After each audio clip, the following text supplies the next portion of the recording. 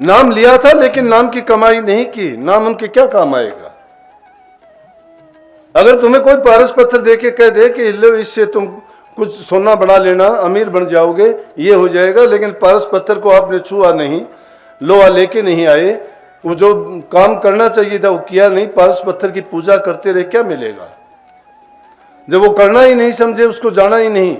सत्संग इसी प्रकार से हमारी बुरी वासनाओं को निकाल के अच्छी बातें सिखा के उस रास्ते पर चला देते हैं, बार बार डिगते हैं। 2 दिन पहले अपने जसबीर कुंडू हिसार से जज साहब हैं, रेवाड़ी में लगे हुए हैं, आके बड़े उदास कहने लगे, जी मैं 12-14 साल पहले नाम लिया था। ठीक है। बोला जी बीच में कुछ मेरे से गलतियां हुई, मैंने नाम अभ्यास नहीं किया। पढ़ा लिखा आदमी है, जज है, विवेकपूर्ण है, विवेकशील है, जानता है कि जीवन का महत्व क्या है, दूसरे लोगों के मुकदमों को सुनता है, सच्चाई निकाल के फैसले भी सुनाता है, तो उसमें बहुत ज़्यादा ज्ञान और समझ तो है संसारी चीज़ों की, लेकिन ये समझ भी साथ है कि नाम लिया था, उस नाम से मुझे क्या करना चाहिए।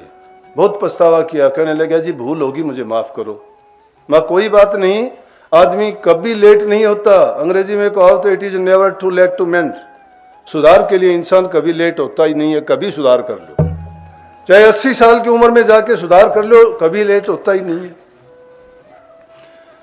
कहने लगा लेकिन एक बात है जी, जब भी मेरे मन में कोई विचार और ख्यालात आते हैं, मैं सत्संग सुनता हूँ, यूट्यूब पे अपने सत्संग जो डाले जाते हैं, जो भी सत्संग निकालता हूँ, मेरे सारे बातों के जवाब मिल जाते हैं। मैं उसको कहने ही वाला था, बस उससे पहले ही बोलने लगा, रोना शुरू कर दिया और रोते रोते कहने लगा जी मेरी भूल हुई है, मुझे थोड़ा समय निकाल के किसी दिन फिर। मैं बोला कोई नहीं, मैं थोड़ा अगर आपको जरूरत होगी फिर समझाऊंगा, लेकिन अभ्यास करने जब लग जाओगे ना तो तुम्हें पूछने की जरूरत नहीं रहेगी। अपने आप तुम्हारे अंदर में जितने भी संशय हैं, जितने भ्रम हैं, जितनी भी कोई चीजें आपके सामने समस्या बन के खड़ी हैं, वो अपने आप सुलझती चली जाएंगी। लेकिन उसके लिए सच्चे दिल से लगोगे, तड़प जब सच्ची होगी, रास्ता अपने आप खुलता चले जाएगा, कुदरत अपने आप साथ देना शुरू कर देगी। लेकिन हम कुछ करना ही नहीं चाहते हैं, और जब सब कुछ करना आ जाए ना, फिर मस्त हालत में रहो, कुछ भी करो, क्योंकि आपको पता होगा फिर आपकी वृत्ति वही रहेगी। तो कहने लगा जी, और फिर अभी तो बोला कि और 2-4 बात थी कि मैंने कल ही फिर अंटा वाला सत्संग सुन लिया। बोला जी क्या सत्संग था, वो मैंने बात मानी। मैं कहने लगा आधा सत्संग तो आम लोगों के लिए था, लेकिन आधे के बाद जो सत्संग था पूरा रूहानियत का सत्संग था, जो अभ्यासी जीव है उनके लिए था, जो जीव अपना कल्याण चाहते हैं उनके लिए। आप सत्संग में ज्यादा नहीं तो बहुत काफी उन लोगों के लिए भी है जो सच्चे दिल से अभ्यास करते हैं और अपने जीवन में, इसी जीवन में सफलता प्राप्त करना चाहते हैं। लेकिन उसको गौर से जब सुनोगे और तुम्हारी जिज्ञासा है, रोजाना अभ्यास करते हो, अनेक सवाल दिमाग में उठते हैं कि मेरे साथ ऐसा क्यों होता है, कि ये क्यों नहीं होता, मुझे समझ क्यों नहीं आती, मुझे क्या करना चाहिए।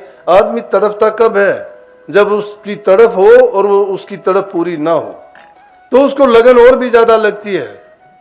वो कहता है कि मेरी इच्छा पूरी क्यों नहीं हुई। बीमार है, दवाई लेके आता है, अगर दवाई लेने से आराम नहीं हो तो दवाई को कोसता है। वो अभ्यासी है, नाम लेके नाम की कोशिश करता है, लेकिन मन उसका नहीं रुकता है, मन दूसरी चीजों में चला जाता है।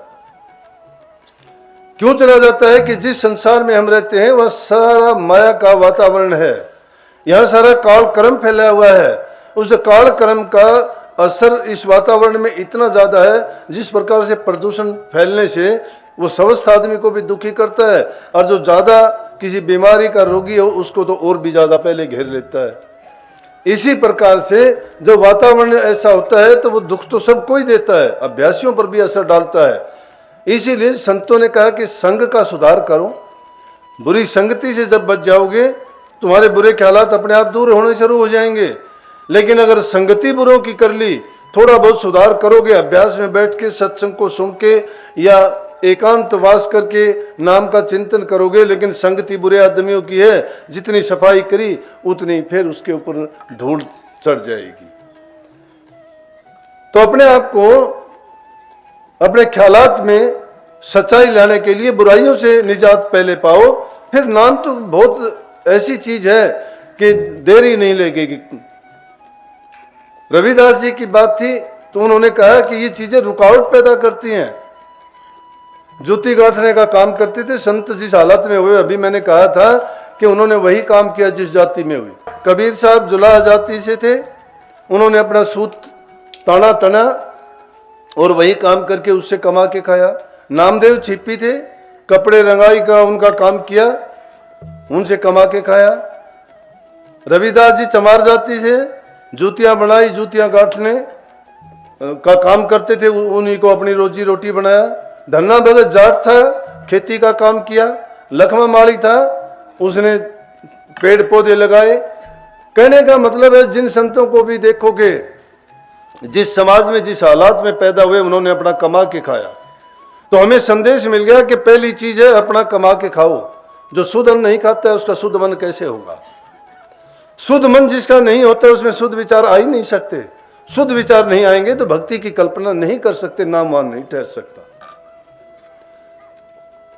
तो अपनी कमाई पर विश्वास जो करता है, हक हलाल की कमाई, सच्चाई की, अगर बुराई कोई ऐसी वैसी कमाई का तुम अन्न भी खाओगे एकदम असर हो जाएगा। अभ्यासी आदमी को तो उसी समय पता लग जाएगा। तो रविदास जी ने कभी ये चीज स्वीकार नहीं की। वो अपनी जबान से शिक्षा ना दे तो भी हमें इस बात का पता है कि अपना कमा के खाओ। जो अपना कमा के खाता है उसमें चाहे उसको कम से कम मिले, उसका 2 रोटी का गुजारा ही काफी है। तो कहते हैं, लेकिन परमात्मा, मैंने कहा ना कि परीक्षा लेता है, आके उन भक्तों की सच्चाई को जानना चाहता है कि कितना सच्चा है और इसकी कितनी लगन और तड़प प्रभु के प्रति है। बस इसी बात को देख के परमात्मा ने एक साधु का रूप रखा और रविदास जी के पास पहुंच गए। पास में जाके बैठे, रविदास जी से बात करने लगे। रविदास जी बड़े खुश हुए देख के कि कोई महापुरुष आए, बैठने के लिए जगह दी। उनसे पूछा अन्न पानी का, बोले कि नहीं, अन्न पानी सब खा के आया हूँ। कहने लगे भगत जी आप ये काम करते हो, आपका गुजारा चल जाता है? बोला कि सब ऐसा आनंद है। बोले आप सत्संग करते हो, भगत लोग आपके पास आते हैं, तो कोई छोटा मोटा मंदिर बना लेते। बोला कि मंदिर का मैं क्या करूँगा? बोला सत्संगियों के लिए आराम हो जाता, आपके लिए सहूलियत होती, पूजा पाठ के लिए जगह होती, आपको तकलीफ नहीं उठानी पड़ती। कहने लगे भाई ये तो तकलीफ बढ़ाने वाली चीज़ें हैं, अगर ये काम करूँगा फिर तो उनके लिए मेरे से प्रभु का नाम छूट जाएगा। इस बात को जांचने के लिए कहने लगे आपको कुछ नहीं करना पड़ेगा, मैं आपको पारस पत्थर दे देता हूँ और ये लोहे का सोना बना देता है, आप इसको रखो, कितना ही बना लेना। बोले मैं क्या करूँगा? लेकिन कहते कहते गोल पत्थर उसको निकाल के दिया।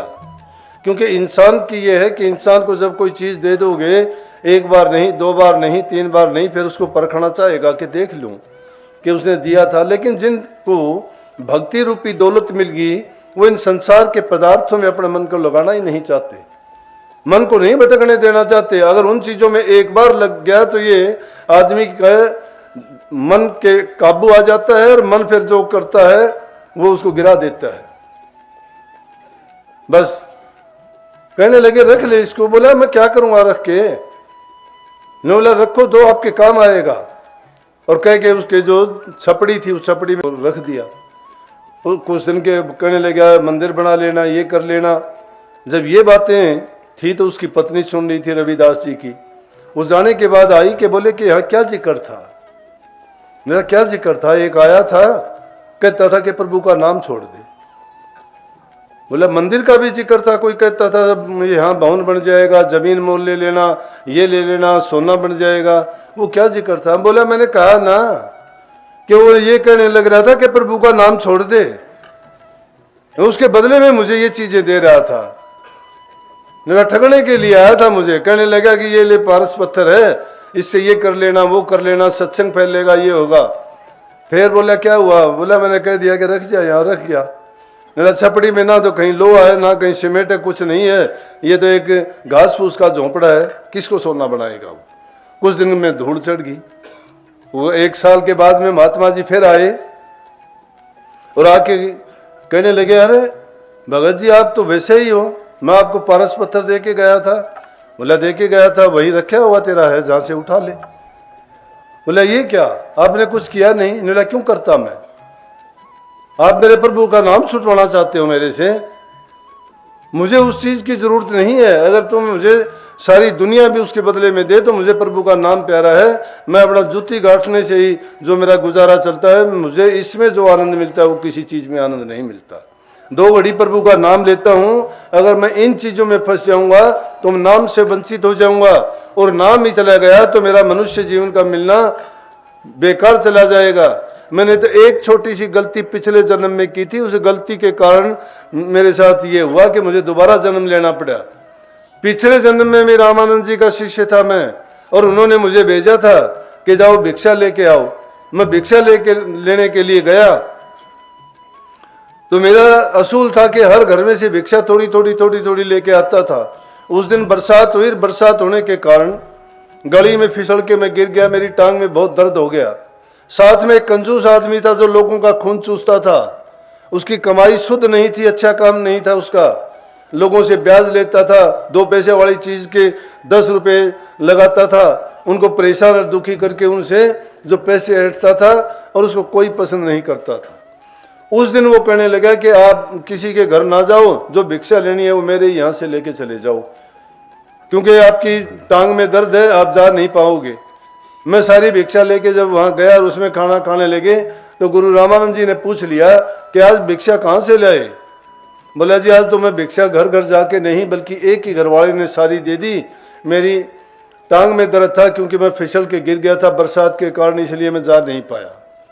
बोला किस आदमी का? बोला कि उस आदमी कहने लगे उस आदमी का अंत तूने ला के दिया है, ये पाप कर्म जो किया है ये तुझे दुख देगा। और वो शराब देने के कारण मेरी कुछ ही दिन के बाद में मृत्यु होगी, जिसके कारण मुझे ये दूसरा जन्म लेना पड़ा। नहीं मेरा तो जन्म लेने का भी कारण नहीं था, मेरा तो तभी कल्याण हो जाना था। तो कहने लगे कि अब भी वही हालत थी कि मुझे नाम से वंचित करना चाहता था। बोले ये ऊंची जाति, ये राजघराने, ये धन दौलत, ये सोने चांदी की चीजें, ये इंसान जब सच्चाई और प्रभु की भक्ति की ओर चलता है तो उसकी ओर से उनको मोड़ देती हैं, उनको घुमा देती हैं, और नाम से हटा के उसको संसार के पदार्थों में फंसा देती हैं। इसलिए कहने लगा कि मैं इन चीजों में अपने मन को नहीं लगाना चाहता, मुझे तो सिर्फ एक प्रभु की भक्ति प्यारी है, और उसमें जो चीज मुझे मिलेगी उसी से मेरा कल्याण है।